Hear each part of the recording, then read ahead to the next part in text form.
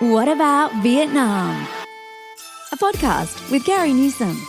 The series where Gary talks with travellers about their experiences and adventures. Find out more about Vietnam from the people who have actually been there. What about Vietnam? Whether it's adventure, exploring the culture and cuisine, shopping, or just soaking up the sun. Let Carrie and her travellers pave the way for a magical holiday in Vietnam. What about Vietnam?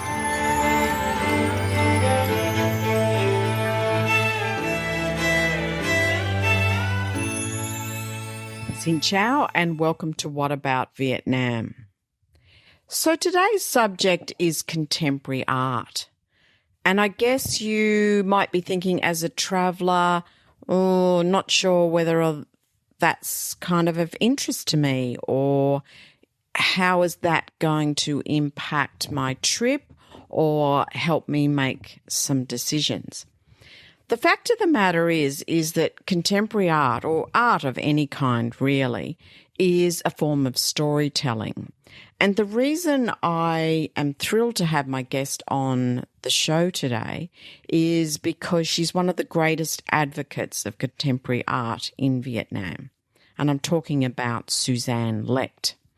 Now, just a little bit more about what to expect from today's show. In the sense that you're going to hear a lot about the evolution of contemporary art and the storytelling depicting war-torn and poor Vietnam through to building bridges of hope and prosperity to a thriving Vietnam. So when you're travelling about and you're looking at architecture, you're looking at monuments, you're looking and visiting various cities which are absolutely steeped in history, you're trying different foods, you're seeing families live in different situations. Some of them may appear to you like that they're kind of lost in time. You're going to get a really good feel for just how that comes to be, because you've got some insights through the storytelling in today's show and just how Suzanne Lecht has come to know Vietnam since coming to Hanoi in 1994. She actually came to Vietnam in 1994, as prior to that in 1992 in Tokyo, she'd lost her husband. And obviously devastated after that. She has an innate love of art, and she had a desire to live and work with artists. Now, at this point in time, she's in Tokyo, but she knows really nothing about Vietnam, which is kind of strange when she's willing to ring the packers and ask them to pack up everything, and she's going to move to Hanoi. She's very intrigued by an article she reads picturing a group of individuals called the Gang of Five, and she then follows them and becomes very joined with them to help promote their work around the world.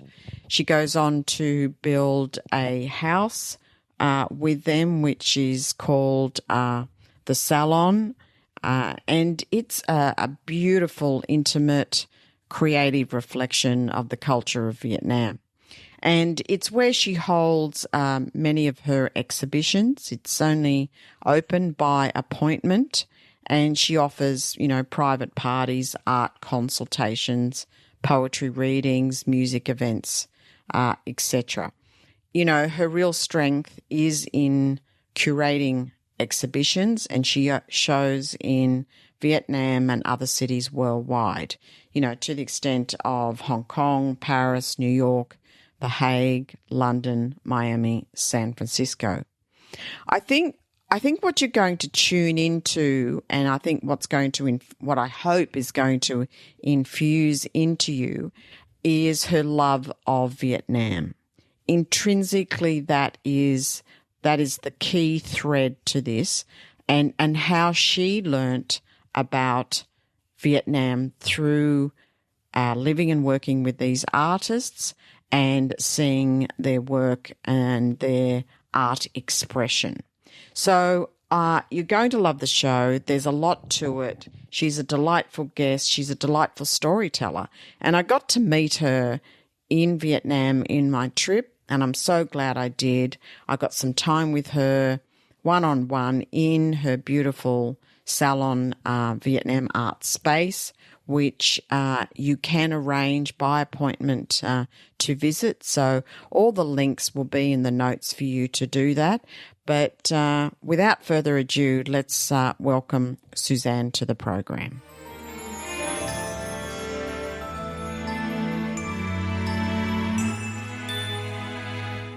Suzanne, welcome to the What About Vietnam podcast. Thank you, Carrie. Thank you for inviting me. It's a pleasure to be here. Suzanne, you certainly have a very deep understanding of contemporary art in Vietnam, and I'd like to explore that with you a little bit, if I may, and begin by asking you how you developed that interest in art that you have and how that found you to be in Vietnam. I guess that would be kind of like the magical carpet ride, so to speak. Well, that's okay. That sounds good to start with. My very first interest my family's been involved in art. My aunt, my father's sister, was a well-known artist from Montana who actually went to art school in Paris in the 40s. So she was a big influence on my life. And as I was growing up in a small, tiny town in Kansas, my mother had me take painting classes, and I was always just creative, I suppose, and interested in art. And then I studied art in school, and then I moved to New York and moved to Tokyo, working as an interior designer, not as a practicing artist, because my father made it clear that eventually, after my education, I was going to have to support myself. So, and of course, he knew the struggles of an artist. So it was when I was living in Japan with my husband that shortly after his death, I saw a friend of mine brought me an article about a group of painters in Hanoi. And I read this article, and that is what inspired me to go to Vietnam.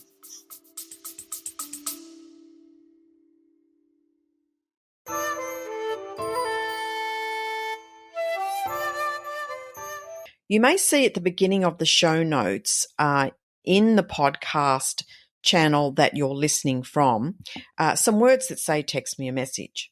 It's a great idea, don't get me wrong. I love hearing from you and whether that's your thoughts on the episodes, some questions, messages of appreciation.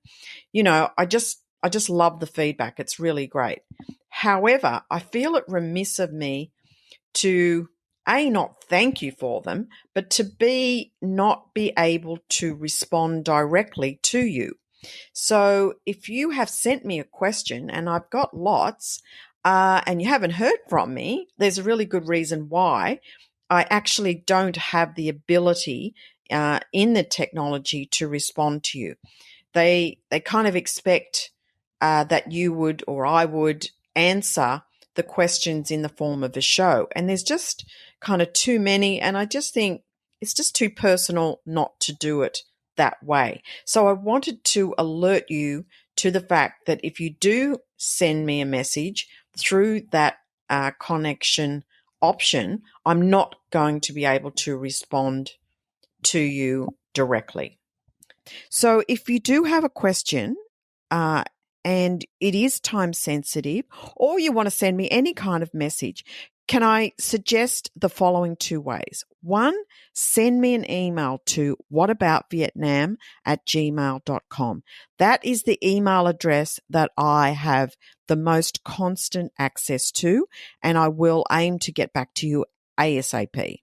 Secondly, if you go to the website for the podcast, which is whataboutvietnam.com, if you scroll right to the bottom, there is a chance for you to leave a voice message. Now, in that voice message, I can respond to you equally with a response in voice. So if you want a quick response, that's your next best way.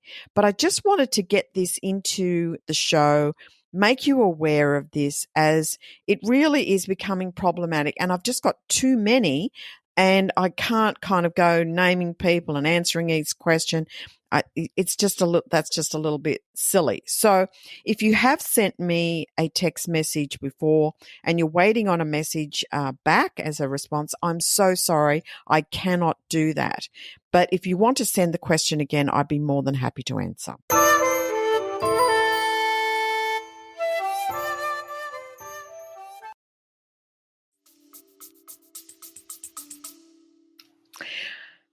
Well, you brought up a group of individuals, and I'm presuming this group of individuals is named the Gang of Five.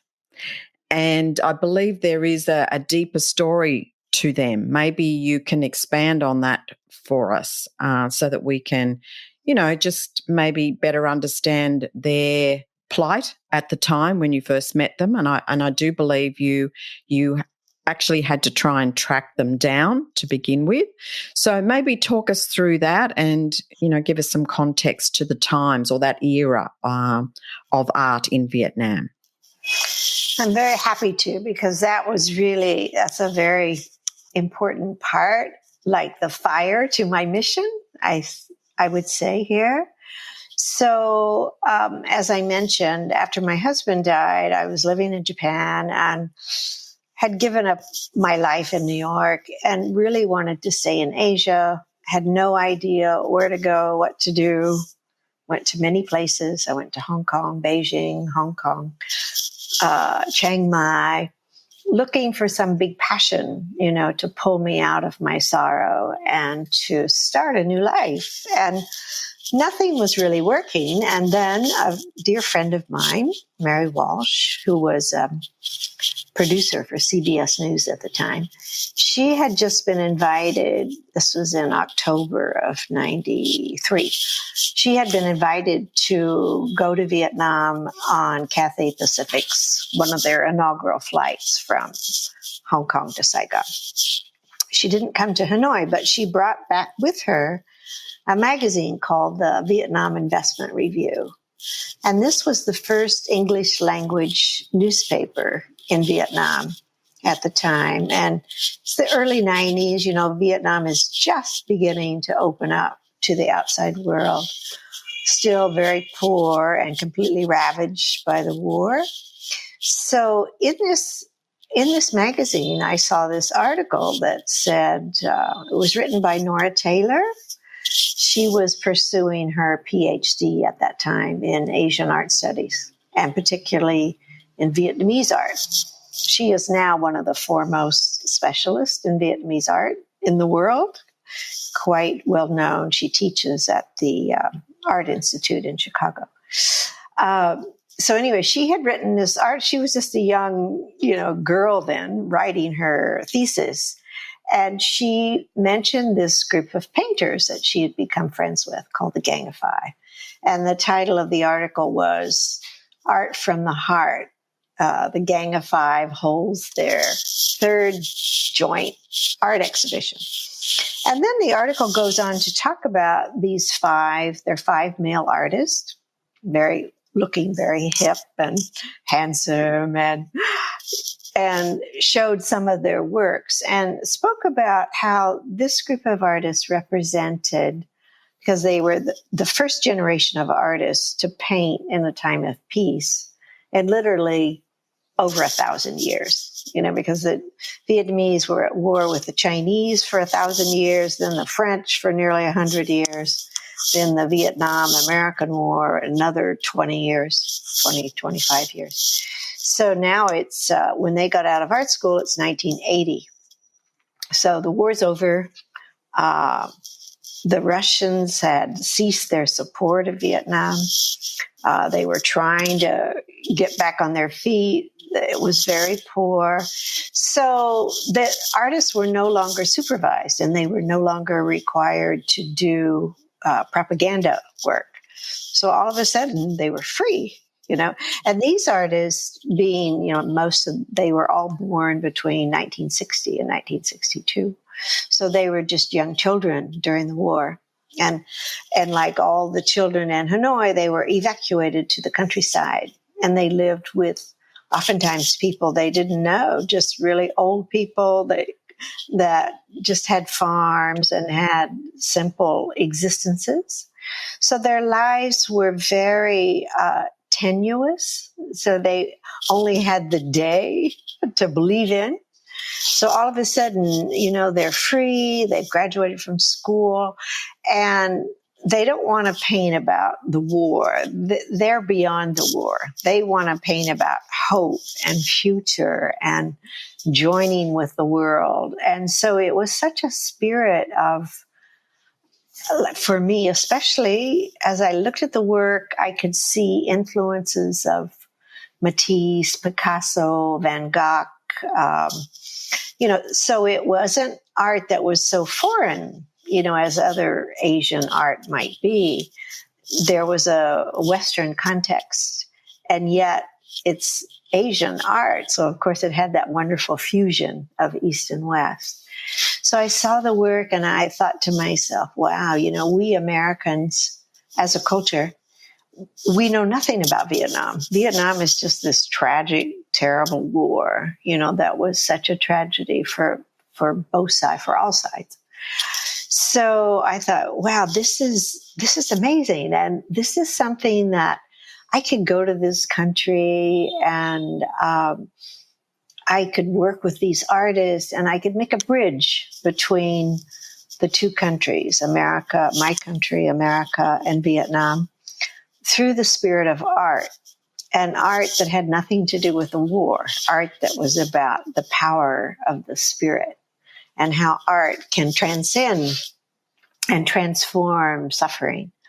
So with that impetus and that emotion, I just simply picked up the phone and I called a moving company and said, pack me up, I'm moving to Hanoi. And my mover was quite shocked, Japanese. He had moved me a couple of times in Hanoi.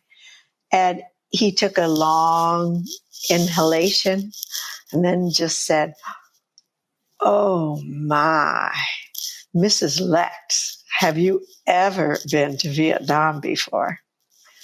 And I said, no. And another deep inhalation, long silence. And he came and they packed me up. And a month later, I arrived.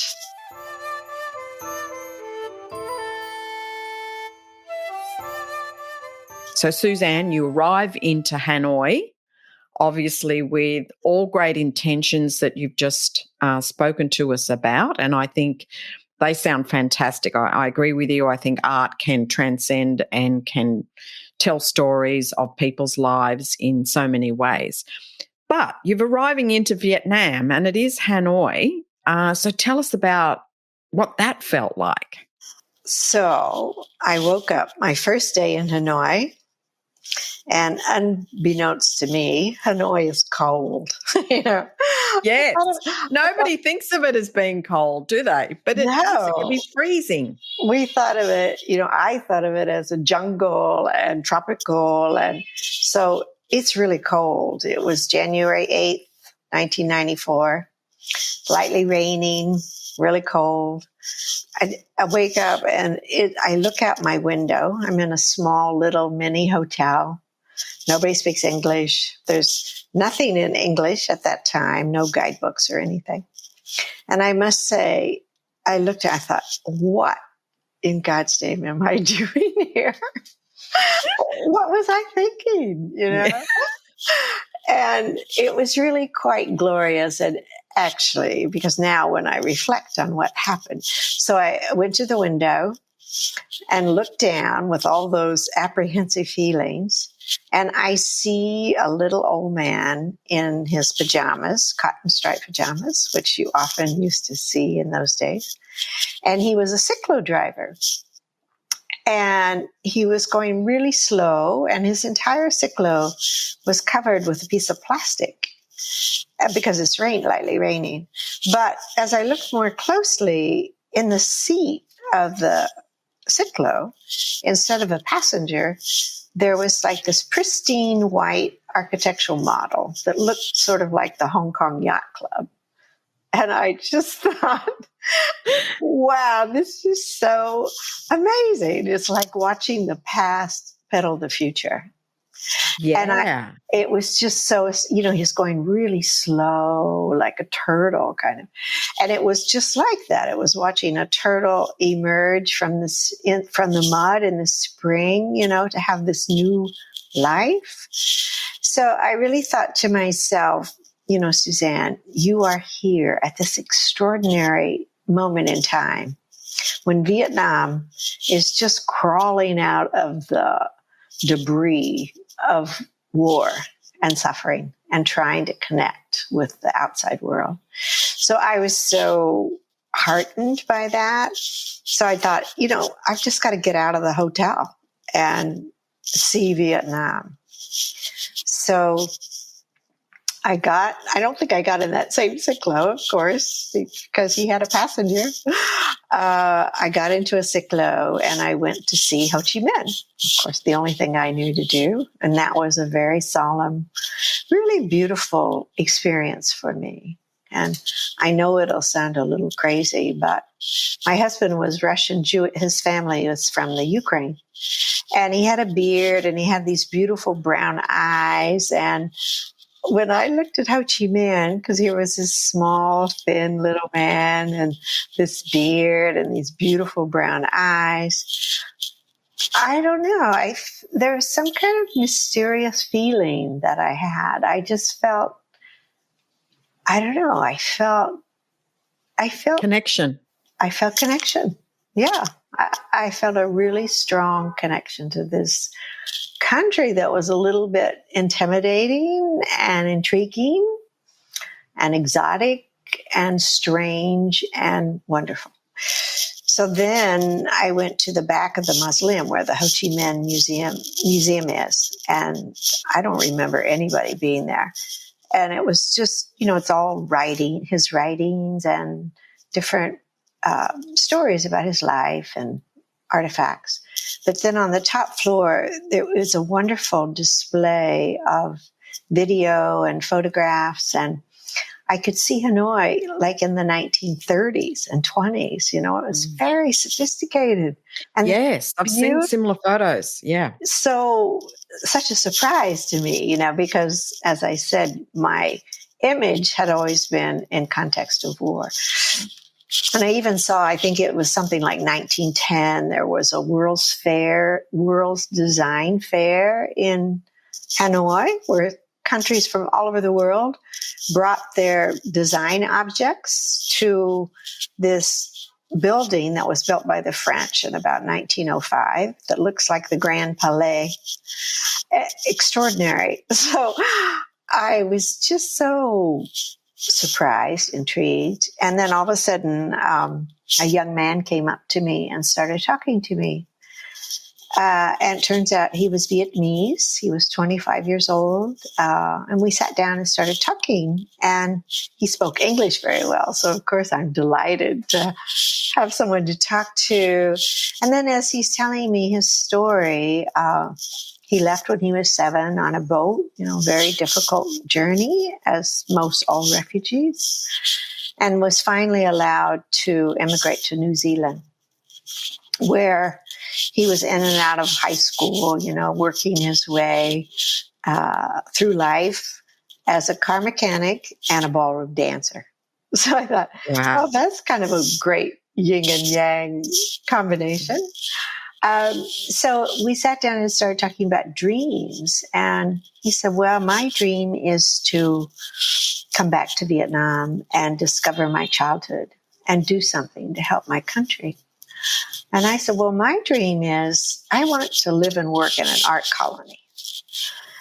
And he pipes up and says, "Oh, well, I'm living with Pham Quan Vinh, one of the Gang of Five. How would you like to come home and have lunch with us?" So it's some kind of, on my very first day, I went to have lunch with Pham Quan Vinh. And of course, I, as a Westerner, and my Western friends say, "Oh my goodness, what serendipity." Oh, coincidence plus. Yeah, Yeah, absolutely. amazing. But Asians, as you probably know, they just say, "Oh, that's nonsense. That was your destiny, and like you belong here, and like, what are you doing? Get to work."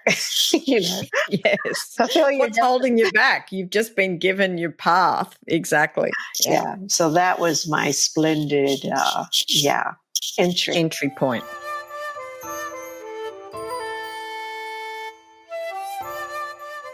For everyone listening, I have the benefit of doing some reading about you and obviously your journey with the Gang of Five and in supporting them. And I like the words you use of building that bridge in the sense of, between America and between Vietnam in exposing this kind of art. Because I think, as you rightfully say, in the 90s and really even into the early, 2000s, Vietnam was, coming to the radar, I guess, of a country rather than known just for being a war. I can remember my first tour guide actually said, "This is Vietnam. We're a country, not a war."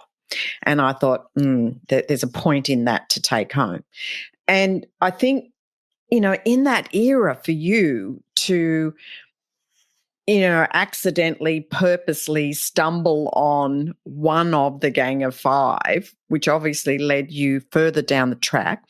For my listeners, can you talk about the journey with the Gang of Five and the art and how you brought that kind of to the rest of the world? Because I know there's a building involved, there's lots of things in this. So maybe if you can just kind of draw us a picture of just how you started to work with them and bring their art out to all of us, to the world. Thank you. Well, like I said, of course, meeting Pham Quan Vinh was this really splendid,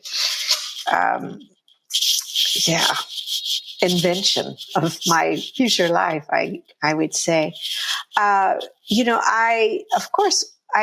nothing about art in Vietnam. So then from the very first day that I met him, these artists were so eager to be, there was no internet yet at that time, and everything was controlled. You couldn't get books or music, or it was very, very difficult to have access. So I and I had to leave the country every month and a half to get a new visa. So I became the window to the outside world, and they became my window to this enchanting world of Vietnamese culture, not just art, but music and literature and traditions and folk art.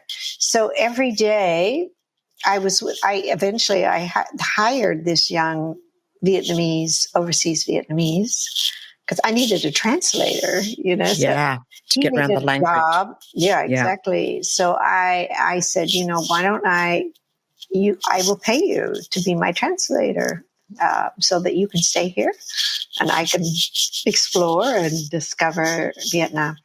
So he worked with me. And so he and usually some other artist, not always from the Gang of Five, but different artists, each day somebody would come to my hotel and pick me up. And we would go everywhere. Sometimes it'd be at 10 o'clock at night, and we'd ride on motorbikes to a pagoda and watch the sunrise, and just, magical. I was so blessed by this magical entry. So as I was saying, along with this journey of exploration, at that time, it was very difficult to travel in Vietnam. Most people were on bicycle. The very fortunate ones had motorbikes. But as a foreigner, if you want to go like from to the countryside, number one, you had to have permission. And also there was no way to get there. So one day when I was in Saigon, I saw this Jeep, this white Jeep. And I thought, wow, now that's great. It would be great to have a car like that. And the owner, oddly, invited us in. He saw myself and this young overseas Vietnamese, looking in the garden at he had all these cars. He was like an antique car collector. And he had some Deschavaux and Citroëns, and this is in Saigon. Wow. Those beautiful old French cars. And then he had this Jeep. And I said to my friend, because he's a car mechanic, right? I said, oh, wow, look at that Jeep. Wouldn't it be great to have something like that to travel? Then we could go everywhere. And at that moment, this man comes out of the house, and he's the owner. He was very gracious. He was probably about 65 at the time. Invited us in, and it turns out he had been the foreign trade minister to Japan. And so he spoke some Japanese, and he found out that I had lived in Japan, and I ended up with the Jeep. I bought the Jeep. So we drove it to Hanoi, which was an incredible experience. And then we took some artists and we drove through the countryside, through Dien Bien Phu, Sun La, and we ended up in a village, a white Thai ethnic minority village called Mai Cho. And Pham Quan Vinh. Yeah, it's beautiful. And a lot of the weavers, the white Thai women. A lot of the textiles and that are there, yes. Beautiful textiles. The fine arts universities require all of their students every summer to live in a different province. So Vinh, in about 1978, when he was in art school, he elected to go to Mai Cho to live for the summer. So he lived with this white Thai family, and he hadn't seen them, for about 15 years. Mm-hmm. So he said, oh, let's stop by and see this family. So we did, and it was this magical, it was like a huge event. The whole village came and sang and made wonderful food, and it was just a really beautiful experience. And that ended up in, I don't want to talk so many details and all these stories, but Vinh ended up buying that house. And he told me about a week later, oh, Suzanne, I bought Mai's house and I'm going to bring it to Hanoi and put it on this piece of land that he owned and use it as my studio. And I thought to myself, oh, wow, I would love to live in a house like that. So I'm thinking about it. And I said to Vinh, Vinh, instead of my paying rent to somebody I don't know, for a house in Hanoi, why don't I pay rent to you and let's make this house bigger? And so we could have a gallery on the first floor and you could have a studio. And I didn't say this, but the idea was, and then I could live in that house on stilts on the third floor. So that's what happened. We ended up creating this beautiful house. And oh, it's divine. I've seen the pictures. We have to make sure that we include some of the pictures of that house. And I'll put that on the website for everyone because it is just, it is exquisite. It's just delightful. So I don't know how much involvement you had in the design or the architectural design of it, but it certainly came up magically from the photos that I saw.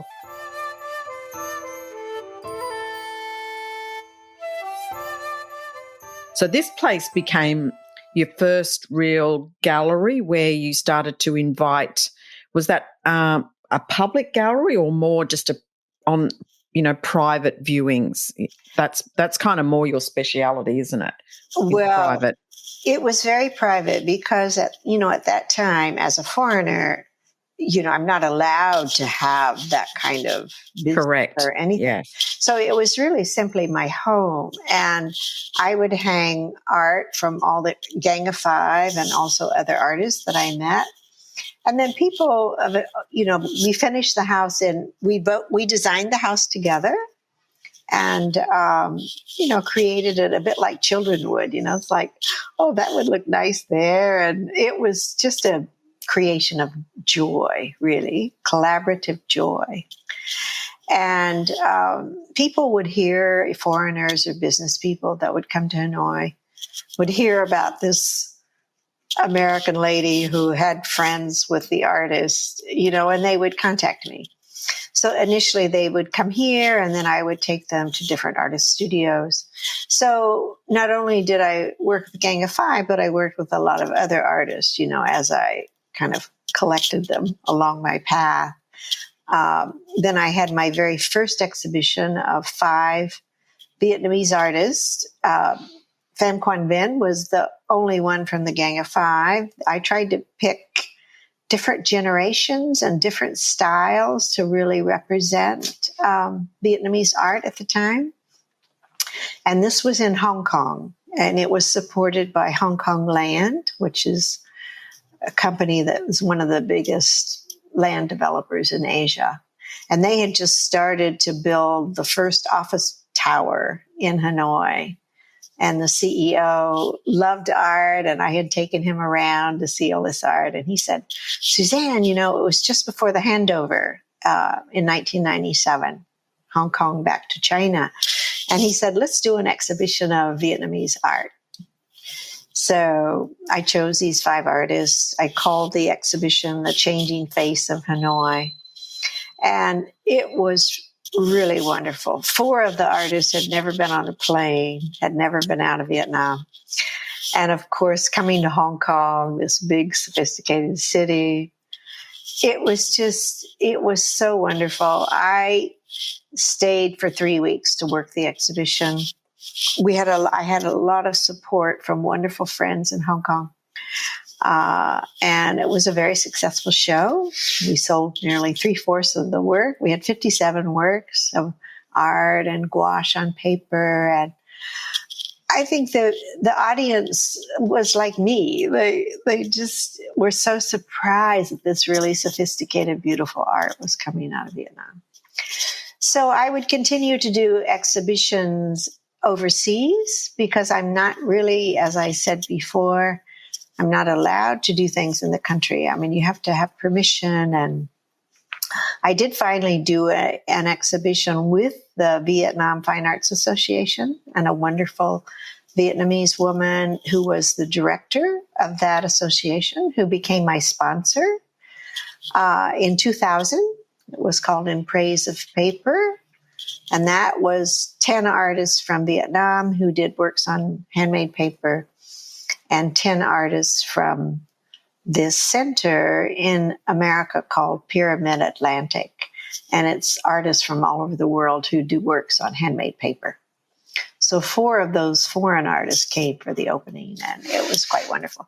So those are just a couple of my first exhibitions. I would do art fairs in Paris and New York and different things. And then in 2002, I had very little money left, and I thought, if I'm ever going to have a public gallery, I have to do it now. And so I did. I opened my first public gallery in an old Vietnamese traditional tube house in the Old Quarter in 2002. Yes, I've seen photos of that too, and that's a stunning room and area and space. It's just, I mean, I don't know about you, but I do get affected by some of the ways in which Vietnamese can create a feeling within a space, within a building, within a whatever. That with very small things, there's just an energy, isn't there? That you feel when you walk in, that just sometimes it's quite overwhelming. Sometimes, it can bring emotions to you, and maybe it comes from their religion, being Buddhist mostly. I think they just have a knack of being able to create wonderful and beautiful spaces.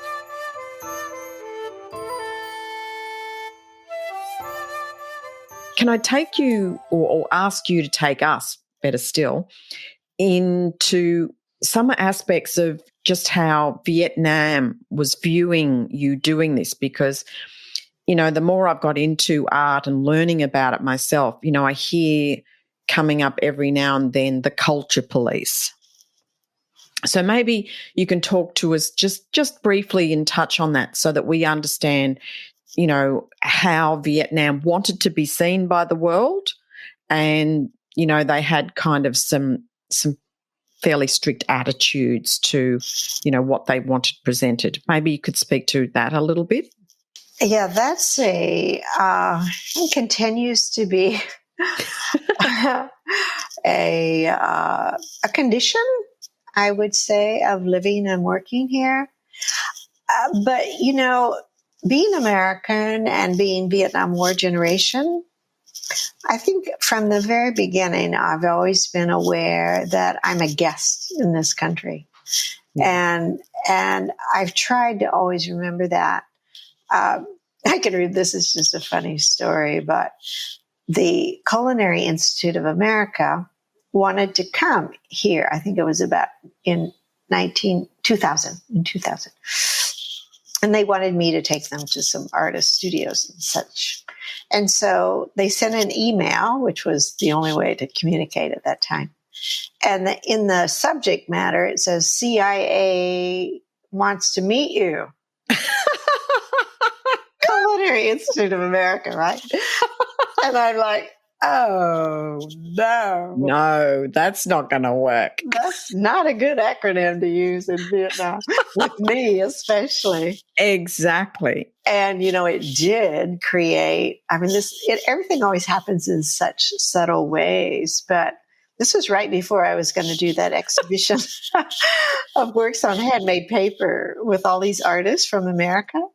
I was back in America, and my visa, which was always kind of automatic, I would get it when I went back for the summer, and it just wasn't coming. The approval wasn't coming through and wasn't getting any answers. And finally, I just got a tourist visa. Although I'd lived by that time, I'd lived here already about 8 years and built a house. And anyway, I came through immigration and they said, oh, you can come in, but you have to go see immigration immediately, 9:00 tomorrow morning. So my secretary said, oh, everybody's been asking about you. What are you doing here in Vietnam? And who are you? And so I went prepared to meet the immigration department. And by that time, I'd done exhibitions in Paris, and I'd done that big show in Hong Kong. And I'd published some books on artists in Vietnam. So I brought everything with me.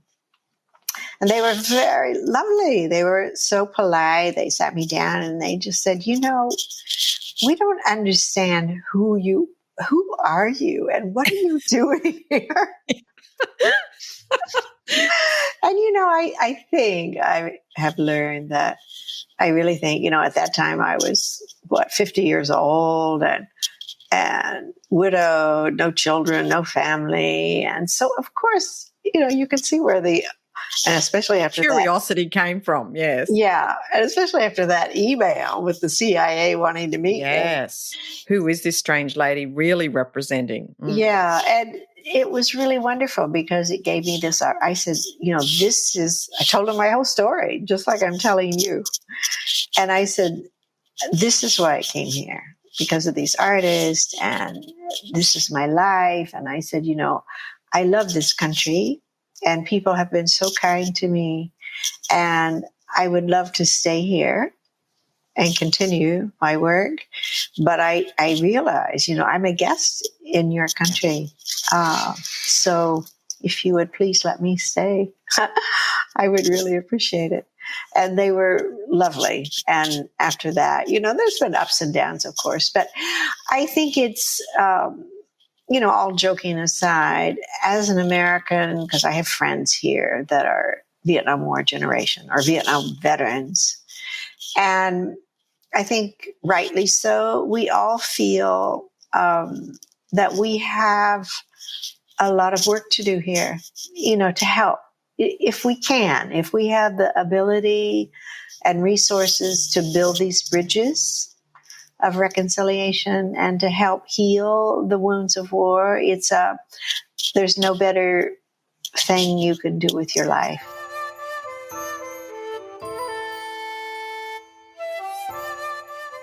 My listeners are probably going to be keen to hear from you about the kind of work they can expect to see now. Here we are in 2022. We are coming out of COVID, and, that has had effects on all of us.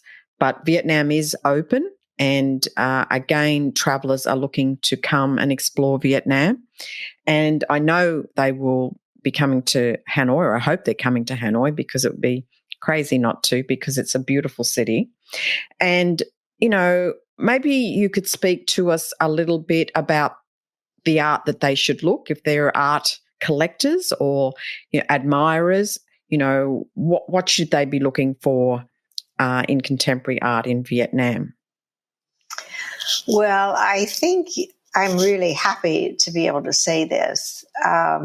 Because of COVID, when nobody could travel, the wealthy Vietnamese have all of a sudden, they had and well-educated and art-loving, had always collected their old masters and artists from the Indochine school era, yes, which is really beautiful. But since they weren't really allowed to travel, nobody was traveling anywhere, a real interest in contemporary art has been seeded and is just blossoming. So now that we're a little more free, it has been it's like a renaissance of an awakening, I guess I should say. And now the artists are doing, of course, there's a lot of exposure. Vietnamese artists now are showing at Documenta, Venice Biennale, the big, big art shows all over the world. Not many, but some, that's a beginning, of course. And a lot of the younger artists, the generation that know nothing about the war, they're doing multimedia, conceptual work, lots of video, lots of photography, very innovative uses of lacquer, which is a traditional medium, but they're doing it in really new, unheard of ways. We just did an exhibition last month of contemporary calligraphy that's based on Nom, which is the ancient original language of the Vietnamese. So it's interesting to see how the reaction of the Vietnamese to this kind of work, art lovers love it, and because it's taking it beyond the confines of their culture and it's mixing it with the outside world. Traditional scholars, maybe not so much. They don't like it so much. But I think that's just the way an art flourishes. You have to have some kind of pushback then you have to really verify and be proactive about providing the reasons you're doing work the way you are. So I think it's a wonderful time for all kinds of people who are interested in art to come to Vietnam. There's good galleries all over the country, Saigon, Hanoi, Ho Chi Minh City. There's many artists that have artist cooperatives that show work. There's a lot of performance. There's a lot of Vietnamese music. I think the world knows this. That's, where they're doing combining traditional instruments with classical Western instruments, creating new sounds. So, the driver of this kind of new movement, these artists are young, they're in their 20s, 30s, 40s. So it's like a new Vietnam integrated with the world. It's fascinating, isn't it? It's so it's a wonderful, wonderful time to be here and to come here. And I totally agree with you. I'm just so impressed with the talent that is springing forth, and as you say, they're not bound by any sort of myths or any kind of stories that hold them back. They feel an entitlement to expand and push the boundaries and explore and develop. And it really is, the country is growing exponentially. And I think that's one of the reasons why there is a lot of youth in the country, as you say, as well. So it is a great time to be involved with Vietnam and to visit. And I think there's a lot more to explore.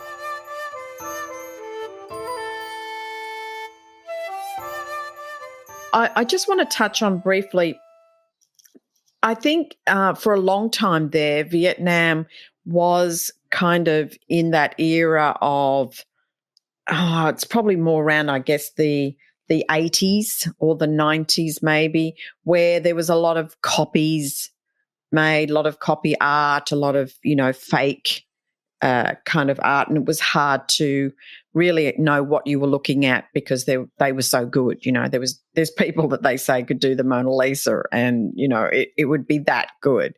So I want to just touch on that so that people can appreciate that they're not going to get this work of art, this real work of art, as from a true artist. They're not going to get it for copy prices. Because there's sometimes, I think, a misconception that, everything in Vietnam is cheap, or everything in Vietnam is going, they're going to be able to get these, bargain door prices. And I think I was talking to Bridget March. I had her on the program, and she was singing your praises, by the way. And she was saying you'll probably be able to tell the real from the not real by the price. Well, yes. I mean, I think this is, a lot of people come here, and they've been told or whatever, oh, you've got to bargain for this and that. But, that time is over, But there's not everybody that has got that through their head. And one of the things I wanted to do on this show is kind of change perceptions or get the perceptions right. Yeah, I think, of course, it's hard to know. You have to do your research and see what the prices are. But I think that, for really good, innovative, original art, you're going to be paying international prices in Vietnam. It's not going to be, gone are the days when you could buy a fantastic oil painting for $500 that today would be worth, $10,000. Those days are over. The issue of copying, every country in the world has that, of course. This is how artists learn here, is by copying masters, and that's very common in Asia.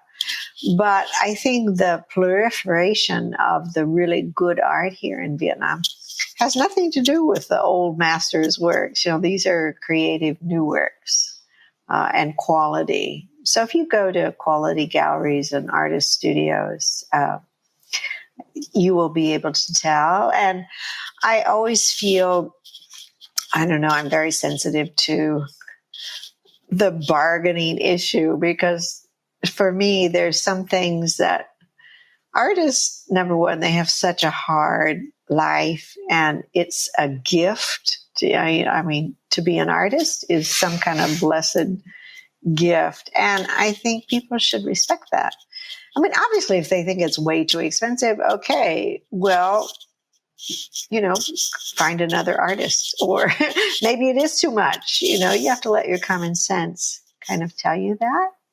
I would say now, Vietnam is more on an international level. They're showing all over the world, so they can't have crazy different prices everywhere. The prices will be the same.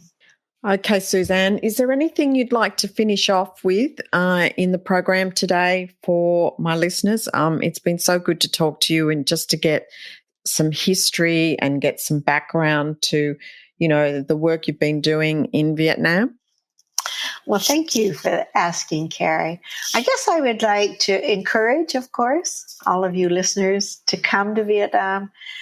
From my experience of traveling all over the world, the Vietnamese are the most open, generous, loving people I have ever met. It's a peaceful country.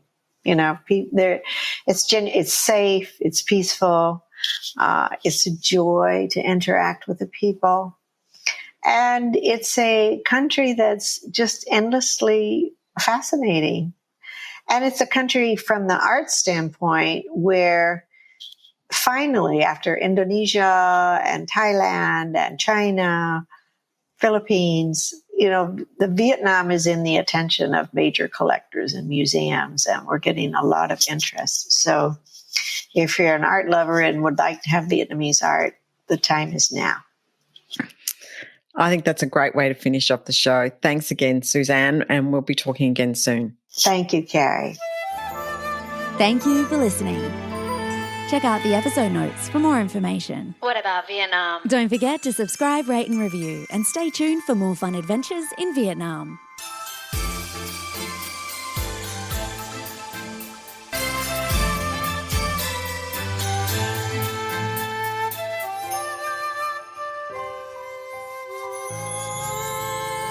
What about Vietnam?